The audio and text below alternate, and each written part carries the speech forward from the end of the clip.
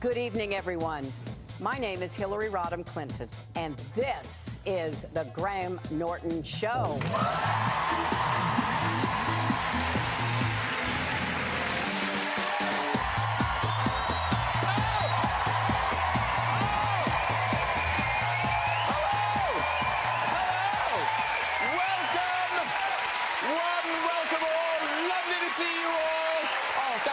Thank you. Yes, very exciting. Hillary Clinton is here. Whoa. And you know, I mean, Hillary, she doesn't chat to just anybody, does she? No. Oh. Well, you know what I mean. But hey, it's not just Hillary. We've got a packed show for you tonight. Later, we'll be meeting star of Jurassic Park and the new Thor movie, Jeff Goldblum will be here. Yeah. Scottish action hero Gerard Butler will be here. Yeah. Top comedian Jack Whitehall is on the show. And with the music from jazz singer Gregory Porter. But first, she's one of the most famous names in global politics. She's been a First Lady, a Senator, a Secretary of State, and last year she ran as the first female presidential nominee for a major U.S. party.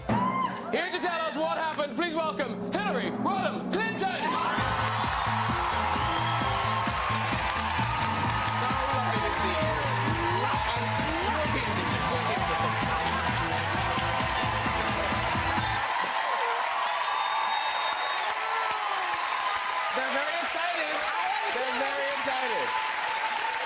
They really wanted to see you. Oh, I am so happy to be here, Graham. Thank you so much. Thank you all for your patience and understanding. It's lovely to have you here. We're delighted to see you. Now, okay, so... Literally, what happened? All right. More what happened. Right, another what happened. So I was literally running down flights of stairs in my hotel, and I had a cup of coffee in my hand. Not a smart idea. And my heel caught on the stair, and so I jerked this way with the coffee still in my hand and fell backwards, thankfully not forwards. Yes. And I have a fractured toe. Oh. Yeah, nothing worse than that. Yeah. I can tell you I've had excellent medical care by your English medical system. Thank you all very much. Well. And yeah. I have one of these big boots on. No, it's a very... Can I just say, we don't all get such a nice, clean, space-age boot. It's really... Often it's just newspaper and string. Yeah. Yeah. But it's proven to be a lifesaver because I can walk around. Do you feel jinxed? I mean, bad things happen to you. Yeah, well, you know, as I was running down the stairs, somebody yelled, "Give him the boot," but I didn't expect it to be that. No, because it does seem sometimes like just the world is against you. You know, like so 2008, it was your turn, and then along came Barack Obama. Well, he did a great job. Then it was your turn, and Bernie Sanders came along. Then it was your turn, Trump came along. I mean, it is like the universe is working against you. Well, I just think it shows that some of us are able to overcome obstacles from the universe, and that's part of life, and part of my book is about resilience, because everybody gets knocked down in life. You may not lose a presidential campaign in the United States, but there will be disappointments, there will be losses, and as my late mother just drilled into me, it's not at all about getting knocked down. That's inevitable. It's about getting back up. And so here I am, back up with my foot in a boot. Now, you're here with your book. Yes. What happened? Tell us the story of last year's election. And first of all, can I just say, I was slightly worried I might find it a little dry. You know, a bit... Drink more wine. Yeah, a bit fat heavy. I couldn't drink more, Hillary. But you've done it... Well, how hard was that to get the balance right? Because there's enough in there for political nerds, but then for a general reader like me, it's a really engaging, warm human story. Oh, Graham, thank you, because I wanted to be both personal and political, because it was a personal and political journey that I was writing about. And I really decided to do it partly to answer that question. You know, I feel like I have, so the title doesn't have a question mark on it, but I wanted to know what happened. It was such a surprise. It was so shocking, and obviously devastating and all kinds of consequences from that. So I dove into it, and I came out of it with a really strong sense of catharsis. I write in the book about how I got through those first weeks and months, you know, walks in the woods, playing with my dog, spending time with my friends, yoga, my share of Chardonnay. I mean, it was, it was a combination of tools and experiences that helped me get back on my feet. But to go from every day, every minute of every day being sort of answered for, to suddenly have days, what was that like? Oh, well, you know, after I gave the concession speech, and really, there were so many of my friends and supporters there, and they were all crying, and so I was comforting them because they were equally distraught. And I got a few phone calls from people during that period. And then finally it was over, and I walked out to the car with my husband, and we got into the back seat. And it was just like somebody pulled the drain. I mean, all of the energy, all of the adrenaline, which I'd been running on for months, because you don't get enough sleep, and it's, you know, really a constant marathon. So I just, you know, really collapsed. I just thought, oh my gosh, I can't believe this happened. And I felt so terrible.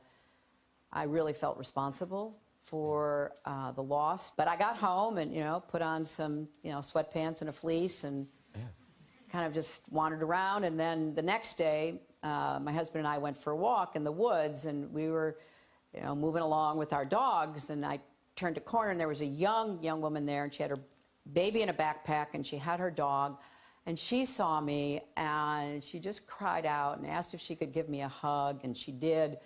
And so she was so upset, and that's been my experience nearly every day since that I've been in public, is that so many people, predominantly women, but not exclusively, have been just so upset for all kinds of reasons. Well, it was interesting, that photograph of you with the woman in the woods. Yeah. It went viral. I think part of the reason it went viral is because we were so happy to see you smiling. Oh, that you weren't, you know, caked in mascara, hugging a jug of wine,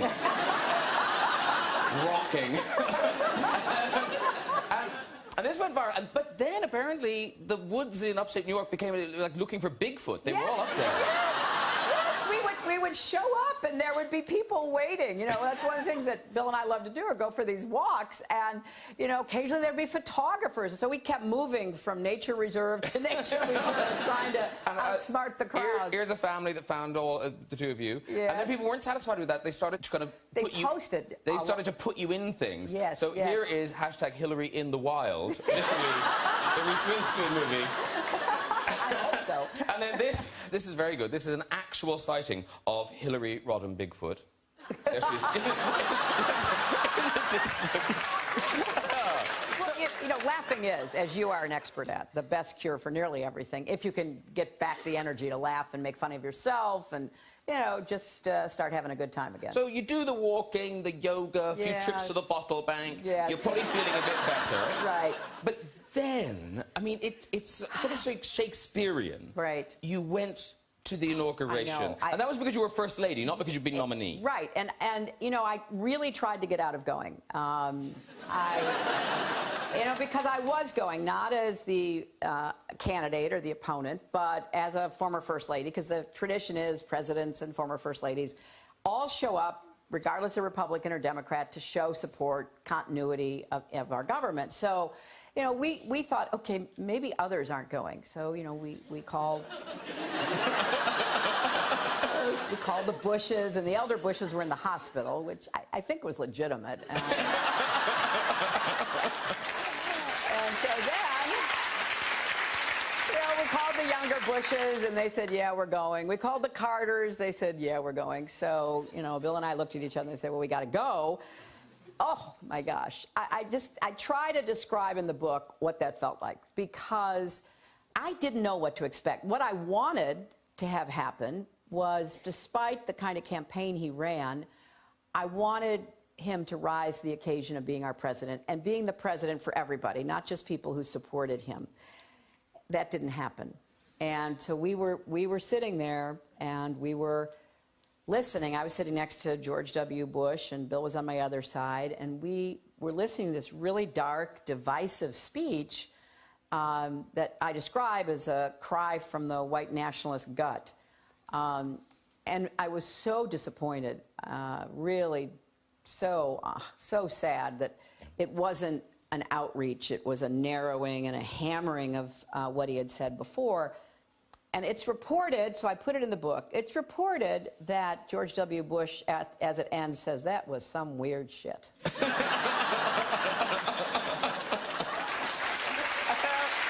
it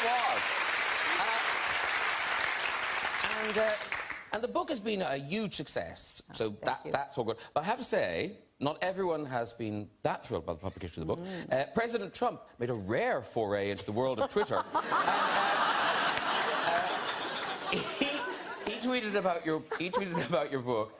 Crooked Hillary Clinton blames everybody and everything for herself for election. She lost the debates and lost her direction. And you had a very good reply, I felt. Yes, I did. Yes. Right.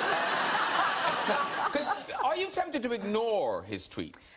Well, you know, I ignore a lot of them because there are so many. You could not respond to all of them. This one in particular, I said, well, I've also written a children's book that you may find... I even got your tweet here, yeah. Try this one. Did he take you up on your offer? I don't know. I haven't heard back yet. but I do respond when I think, you know, what he has said is hurtful and unfair and really causing problems for people. And I sometimes, but rarely, tweet at him. So we had this horrible hurricane in Puerto Rico, which is a part of the United States, and 3.5 million people live there, and nothing was happening. So I did tweet at him and at the Defense Department, basically to say, you know, send the Navy and send the hospital ship. And, you know, within a day or two or three, they actually did it. So that's what I did. But has he set the agenda by... Presumably you didn't tweet that much before. He's brought the world to Twitter to try and explain complex things in just a few words. Well, he has tweeted for a while, but you're right that he tries to talk about issues that are very complex. He uses it to mostly attack people, insult, criticize people. The most dangerous thing he does is conduct diplomacy on Twitter. So he is trading insults with Kim Jong-un, which is like just catnip for Kim Jong-un. He loves that. The idea that he's in a Twitter insult fest with the President of the United States. So he does things that are truly not only upsetting, but kind of inexplicable. And some of it just goes unanswered, and others I answer, and many people do as well. Yeah. Let's go back into the campaign, because one of the bits I really enjoyed was talking about the debates. Because normally you prep for a debate because it's going to be to and fro with arguments. But he was playing just a different game. That's right. Here's what I say in the book, because I think it's really important.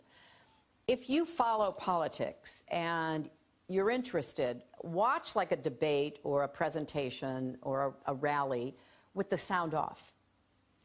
And so if you watch with the sound off, you didn't pay attention to what he was saying, because much of it was untrue and really just silly. He was very dominant, very big, filling the stage, gesturing and facial expressions. If you didn't know what he was saying, you would think, wow, boy, he's out there really giving it to her. So you really have to understand both what you're trying to say and accomplish and how to match that. Now, the second debate was the one I really highlight in the book. Yes, because the looming one. He loomed over me. Yes, there he is. and it was all designed to get into my head. Did you know he was there? Yes, of course I did. I mean, I think any woman would know that somebody was looming over her like that. So I knew it, and I was debating in my head, and I kind of shared this with the readers. Look, I practice not getting flustered, not getting thrown off, being calm and composed, which I think a president should be, not impulsive and not trying to dominate every encounter. But maybe I should have turned around and said, you're not going to intimidate me like you try to intimidate women. Back off, you creep. Maybe I should have said that.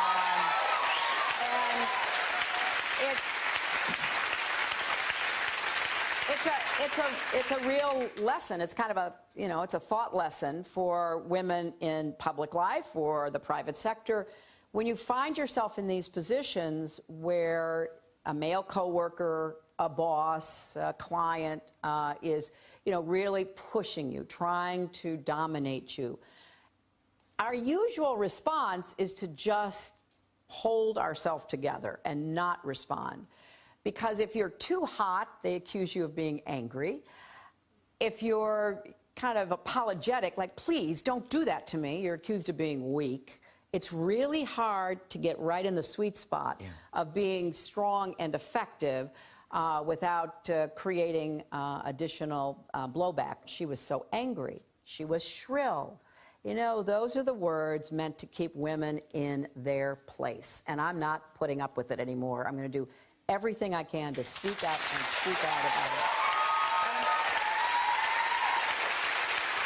And I think everyone who heard your concession speech, that bit at the end was so moving because, you know, because your story should be an inspiring story to women, but I'm sure a lot of women are going to, God, I'm never going to do that. Yeah, right, So what you said to kind of the young girls of America, though, I think was really lovely. Well, I have this really strong belief that the best way to get sexism out of politics is to get more women into politics and make it clear that women come in all sizes and shapes and hairstyles and voice tenor and everything else. And so we can't just be pigeonholed. But I was particularly concerned about the impact my loss would have on girls and young women.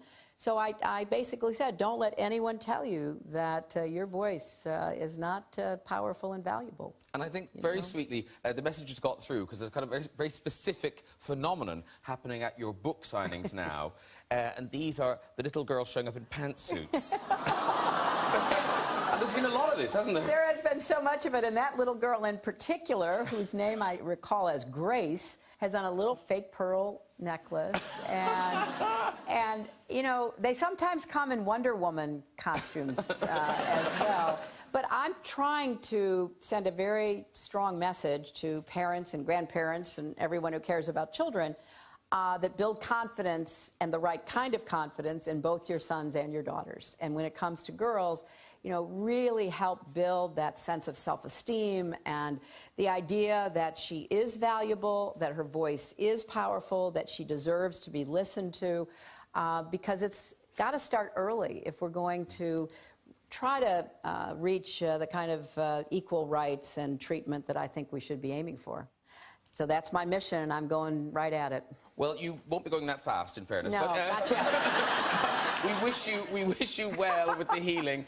It's been such a privilege to spend time with you. Thank you very much. Hillary Rodham Clinton, ladies and gentlemen. Thank you all. Thank you very much. Thank you. What a treat. Hillary Clinton there.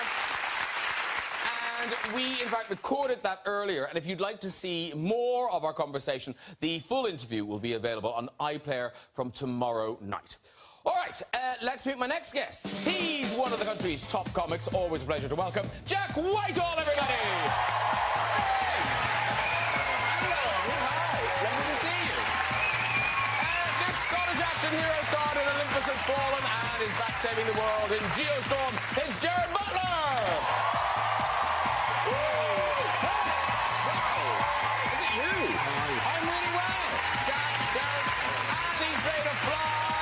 Dinosaurs and even saved the planet from aliens. Now he faces off against Thor himself. Please welcome the great Jeff Goldblum.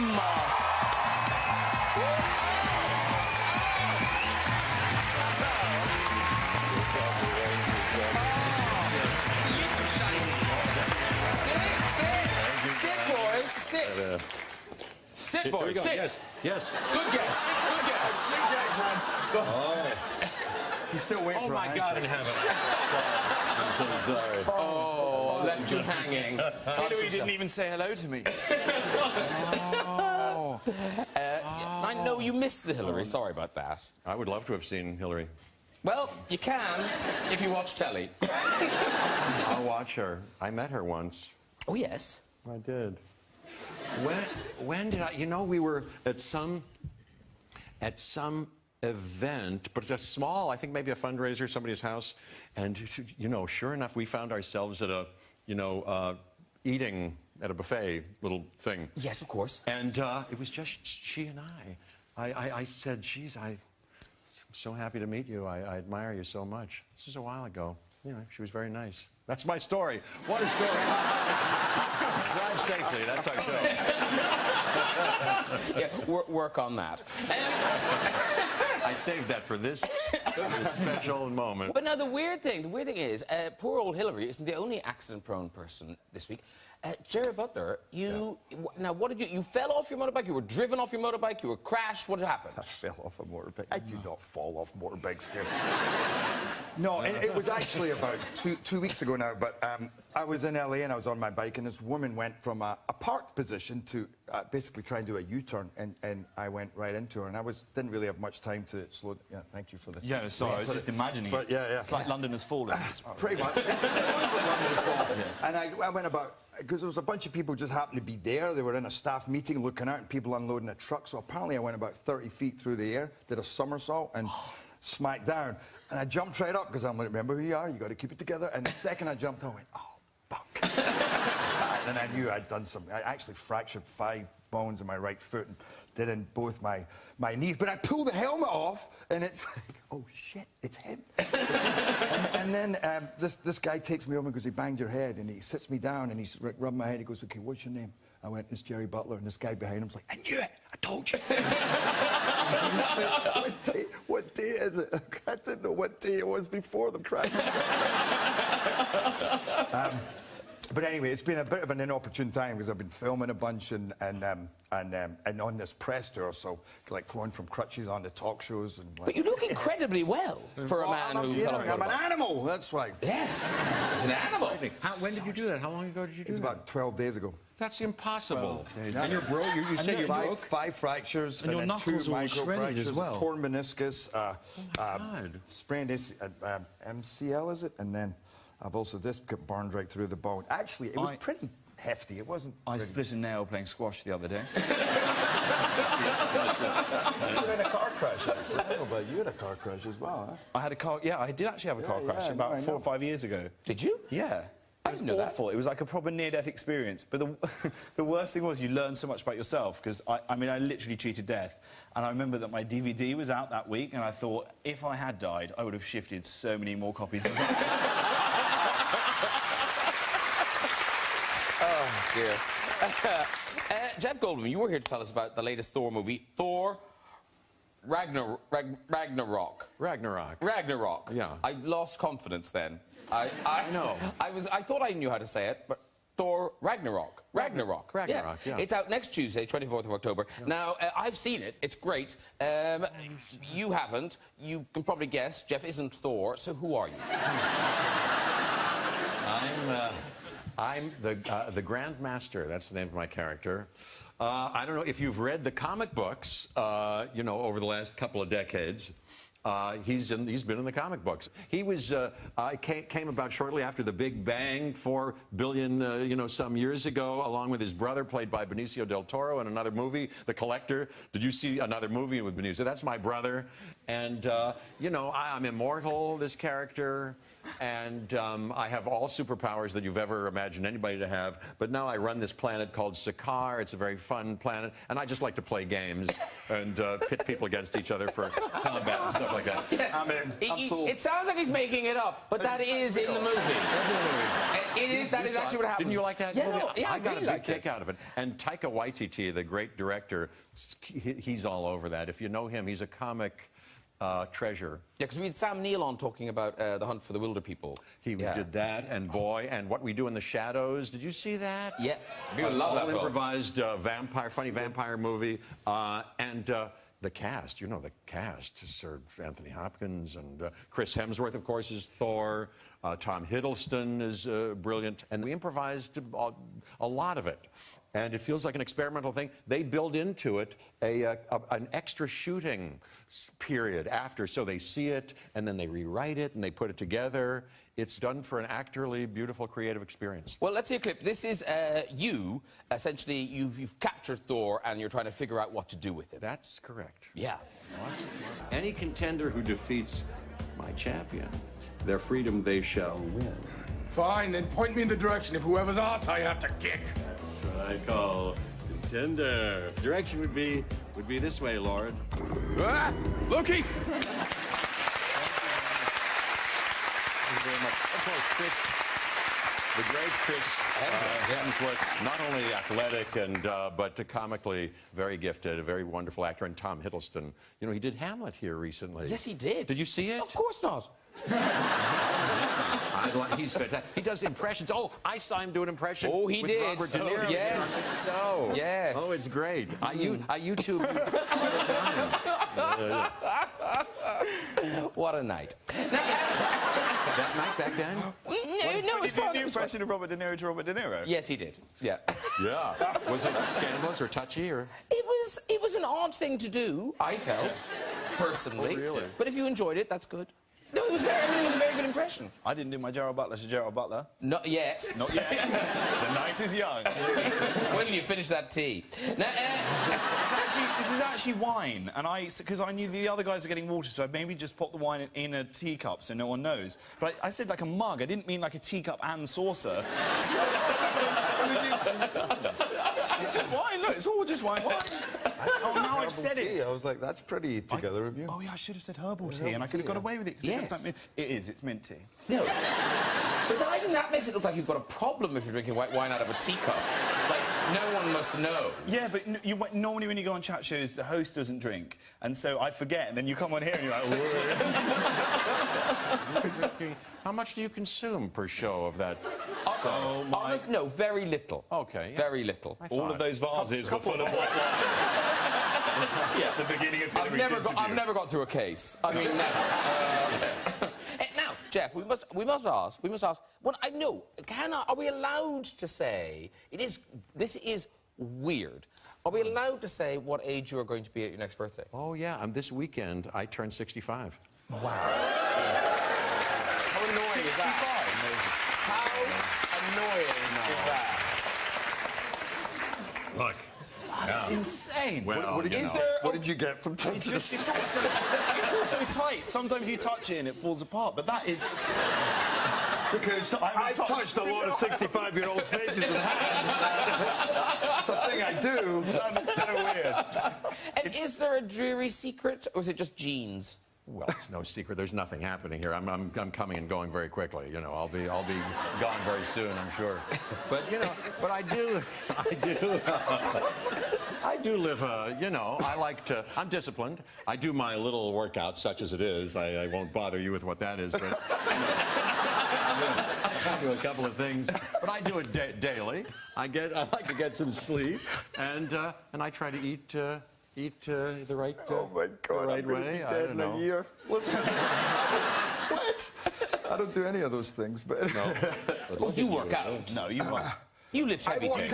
But my workouts, like when I had the bike crash, I was already wearing neoprene knee pads because I had screwed my knee working out. When I work out, often it's to train to get big. Like I just put on 30 pounds, and then you lose it, then you put on. So normally it's a pretty staunch workout that doesn't do you many favors. It's not really about longevity. Yeah, It's about let's go, baby. Yeah. You get big. I know exactly what you're talking about, and I always have that. It's the bouncing around that I find hard. Just...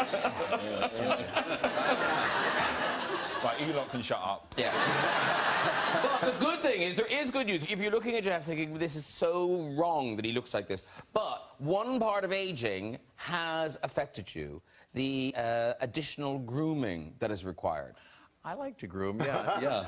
You must be already. Oh, please, all over. Well, yes, you get. Have you gotten a little? You No. know, no, really? Well, you're a young man. But I like to take a tweezer. What do you do? I like to take a tweezer and get the odd hair out of here. Oh, no, I need a Flymo. It's just, well, I don't want to get them. I don't want to shave it. You know, that's an option. I like to get them out at the root, and it's like weeding. It's like the thrill of the delight of weeding, because you get that thing, and you're clean as a whistle. Look at that.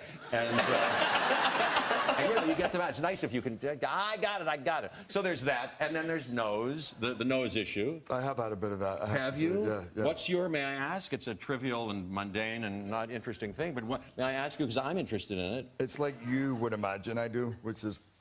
You rip them out by hand? I rip them out by hand. Oh, Is that You're too young. You don't have them, do you? You don't have I don't them. have pubes yet.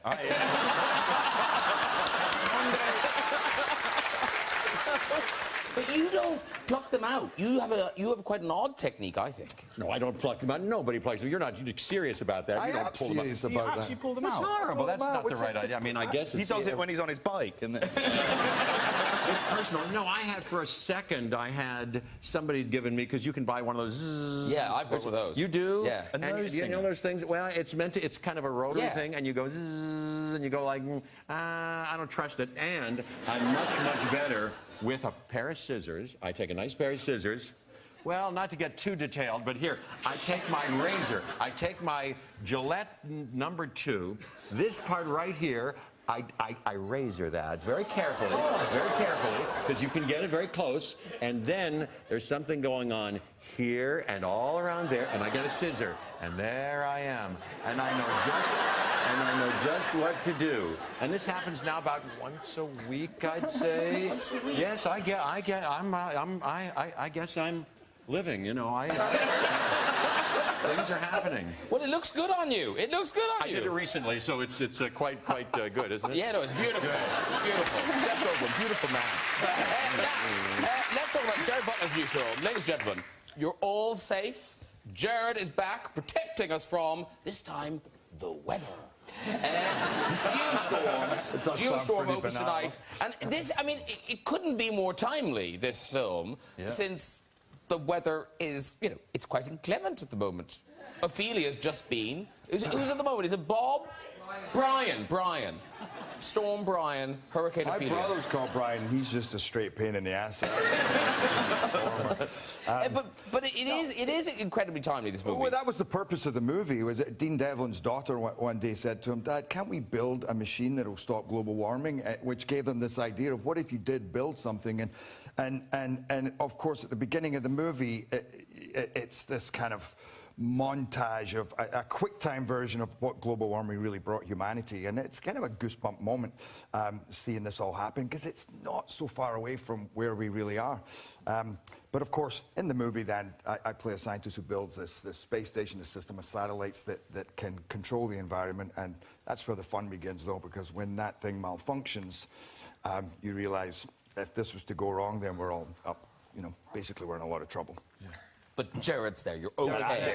You've got a sexy, action-filled scientist. I love scientists. I love... Well, you played loads of scientists. I have, here and there. You should have been playing this role, actually. They're like, No. Scientist, but like you do a bit of kicking ass as well. There's a little bit of kick-ass in there. A PhD in kicking ass. Yeah. Yes. That's right. Yeah, just because you're smart, it doesn't I'm mean you're there not now. cool and virile. And Dean Devlin, you say? You worked with the Dean. hell you say? Yeah, I love that man. What a delightful man he is. And speaking of his daughters, he's got a lovely family. No, I've worked with him. He's a great man. Was he Independence Day? Independence Day, He was yeah. Independence Day. Yeah. Well, this one's called Geostorm.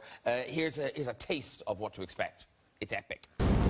Someone has turned the system into a weapon. They're trying to change the map of the world.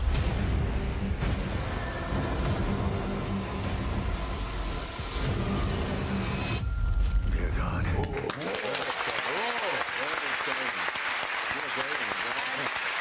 Now,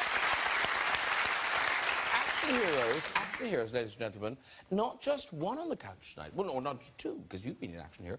But Jack Whitehall, you are now in a show called Bounty Hunters.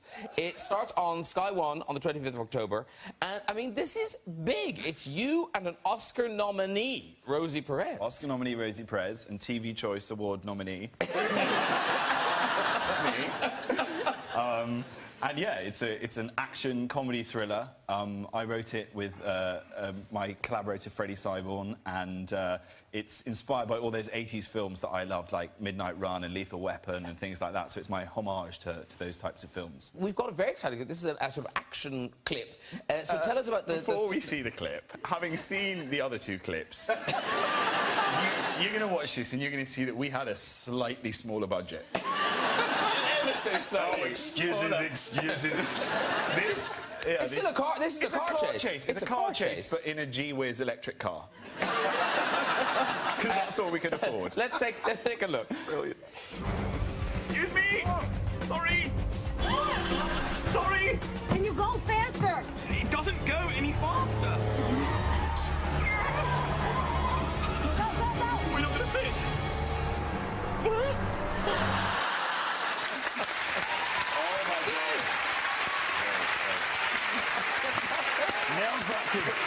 I was terrified. Ow. That's a lot of force. Yeah. That's very funny. That is funny, but you had more than one of the... What is that? G-Wiz, is it called? The G-Wiz, we had to have two, because it only had enough battery to drive for 15 minutes. So we kept having to swap in the cars. And it genuinely only does 40 miles per hour. But I want to be an action star, like, that is, like... I loved action films when I would love to... Like, I love London Has Fallen, Olympus Has Fallen, and I'd love to do one of them. You're doing another one? We're about to make another one. It's Angels. Yeah, but you have to drive at more than 3 miles an hour. I rate, like, post-Brexit disaster film. No, it's called The Pound Has Fallen. Me and Gerard... They didn't clap when I rehearsed this in front of the mirror. So it's me and you, and we played, like, two data analysts going around the city trying to reinstill confidence in British industry. One of us is the kind of nerdy, bookish former accountant. That's you. Yep. And I'm the kind of kick down doors, ask questions later, tough cop. Yeah. With a slightly dodgy Scottish accent. That's me. And then you just go around and that would be me too. Good pitch. Yeah, that's how films get made. Yeah. Either that or 301. Just 300, but I'm there to lighten the mood. You heard it here first, ladies and gentlemen. It's happening. But now, Jack Whitehall hasn't given up stand-up. You've got a new stand-up special on Netflix. It starts streaming from next Tuesday. That sounds like an illness. It starts streaming next Tuesday. Like, it'll never stop streaming. Has it stopped streaming? No. Still streaming. Still streaming. But no, it's called At Large, and it's At Large because this is... You know, because you kind of think stand-up shows, no matter how... You know, it's just a man on a microphone. But this is... You've got big production values. Yeah, I like putting on a show. I like bells and whistles. They say you can't glitter a turd. I prove them wrong. It has a big musical number at the end. I try to... I spoke about on this show how I auditioned for... Well, I didn't audition. I was in Frozen and then got cut. Yeah. And, yeah, it really hurts. Let it go. I won't. So in this show, I put some of those wrongs right, and the end of the show is me trying to recreate a one-man version of Frozen on the stage. That sounds good. Yeah. Yeah. So stick around to the end. and because, you know, you're a very successful stand-up and you're working at a certain level, you think every gig will work, but you still have more difficult gigs. Where was the Charles and Camilla one? Was that at Buckingham Palace? It was at Kensington Palace, and it was this weird gig that they do once a year for all the staff of Kensington Palace. And I know some other people that have done this show, and they have a magician one year, a musician, a comedian. And I went and I did this show at Kensington Palace, and it was the staff, and then Charles and Camilla in the front row literally sat in thrones. I mean, it was like the closest it could be to being the court jester. And I went on stage, and it was horrendous. I died so... And I was trying to, like, I remember Prince Harry was out in Afghanistan at the time, so I was like, you know, I was like, I just want to say, you know, Prince Harry out in Afghanistan, that's so brave of him, a ginger in that heat. Woo. Yeah, I'm glad you laughed, because on the night, that went down like a dead corgi. It was the worst death I've ever had. And then afterwards, the one little bone that he threw me is I met Charles afterwards, and he just said, "You were a lot better than the contortionist that we had last year." And then, amazing to think of the year before where Charles and Camilla were sat there in their thrones as a guy climbed through a tennis racket. Hey, don't diss contortionists. I don't. Because your wife, is she a contortionist? My dear wife is, yes, she was in the Olympics. About my wife? You're excited about my wife? No, that's the cool. Yeah, it's... Yeah, she's a contortionist. She was, anybody want a lozenge? Yeah. I'm good. Yeah, I'll Thank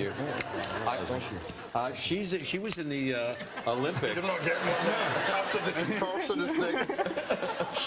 She was a rhythmic gymnast, and she was in the Olympics in Sydney in 2000 for Canada. I there she is. remember. There she is. Yes. That's my darling Emily. And then she expanded her training to include Cirque du Soleil, kind of aerial things. And she does, in fact, last year she doubled Emma Stone in La La Land. All that aerial dancing outside the scene in the planetarium, you know, that's her, you know, dancing and twisting. Yeah. Wow. Yeah. But can she do a contortionist? If you go on holidays, can she get in a suitcase? That kind of thing. Well, yeah. She was a magician's assistant. Oh, what? Yes, and so she packed herself away in a box. That's right, she did that. And she's quite bendy. And we met at the gymnasium, and I started a conversation. I saw her doing wonderful things, and I invited her to this gig. I played jazz piano, and there we were. Oh, her name is Emily. I think if you're watching Gregory Porter, I'll bet you know this old standard called Emily. I sang to her, Emily, Emily, as the murmuring sound of May. And I said, hey, Emily, you want to come up and do contortion on our piano? We had a grand piano. She said, yeah. She came up. I said, what do we play, guys? What do we play? They said, oh, that for Fabulous Baker Boys. Remember when Michelle Pfeiffer does To Make and Whoopee? But and she got up and she did this amazing routine. That was the 2 days after we met. Wow. We're still very much in love. 6 years. Now we have 2 children, one 2.5 and one 6-month-old. Wow. 2 boys, yeah. How long ago was this? 6 years we met. 6 years ago. Beautiful. Well, Jeff, excitingly, you are playing the piano for us tonight. I'm so excited about that. Gregory Porter. Yes. Just to accompany the great Gregory Porter. Wow. Has he been on before? Yes, his voice is I love his voice. Oh, no, I worship him. He's a fantastic human being and musician. So if you would like to approach that piano... I'd like very much. And Jack, if you could warm up for the contortionist act. Yeah.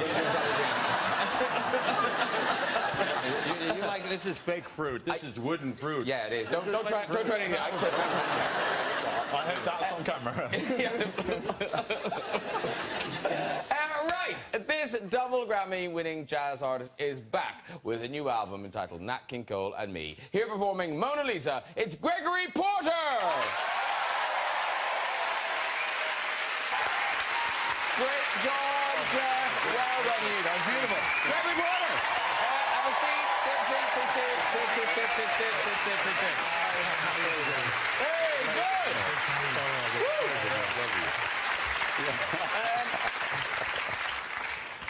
You made the right decision. That was the collaboration to have, because I know we spoke about me and Hillary Clinton doing Gangnam Style. That was the one. That was really special, and that is the whole album, Nat King Cole and Me, and it is out next Friday. Yes. Yeah. Yeah. There's a lot of this album, I noticed. Look, it's proper. Yeah. Yeah. Yeah. Is it a 2 album? Yeah. This is the first time I'm seeing that, so really? There's 2 records in there, I think. Yeah. Yep. Yeah. And yep, you got the 2. Yeah. No, normally this is fake, but that is real. That is real. Yeah.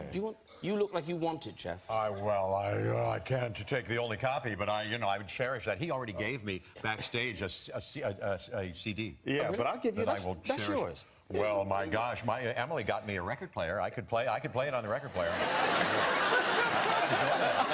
That's the way I first heard Nat's music. So for me, on the record player is how it should be heard. No, because I mean it's interesting because everybody loves Nat King Cole's voice, but this is a very personal thing. That when you were a kid, he was really important to you. Yeah, I have to have a personal connection to the music in order to get into it. So. Yeah, Nat, my mother said I recorded a little song on a tape recorder at about 6 and played it for my mother when she came home from work. She said, "Boy, you sound like Nat King Cole." And I didn't know what that was, what condition that was. And, and so, but I did, I found out it was a singer and then went into her records and put on that music. And that warm, rich sound was coming to me, these beautiful lyrics. Pick yourself up, dust yourself off, start all over again. Smile though your heart is aching. The greatest thing you'll ever learn is just to love and be loved in return.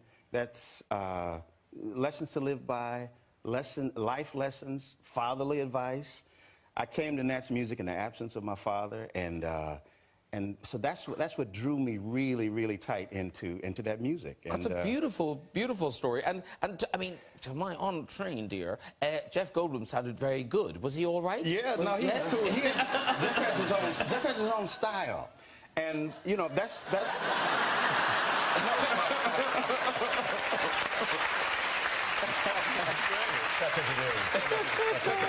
Listen, when you look at this hat, I have my own style. Yes, you do. That's almost a requirement of jazz, and so that was beautifully played. That was Jeff Goldblum's style, This is my second time meeting Jeff. Can we change subject? We met in the airport, and Jeff is a gregarious guy, he kind of bum rushes me, like boom, and come like gets this close, and was like, yeah, he was like, Gregory, be good, yes. Oh, the lyrics, the intimacy, the way that you make people feel, the conversations that you're having with your heart, with the emotions, it's extraordinary. I think I want to work with you.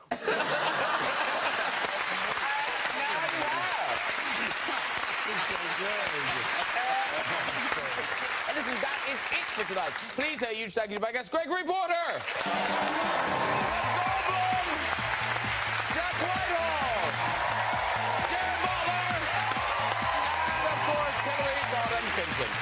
Join me next week with music icon Morrissey, top model Cara Delevingne, actress Claire Foy, comic genius Adam Sandler, and double Oscar winner Emma Thompson. I'll see you then. Good night, everyone. Bye-bye.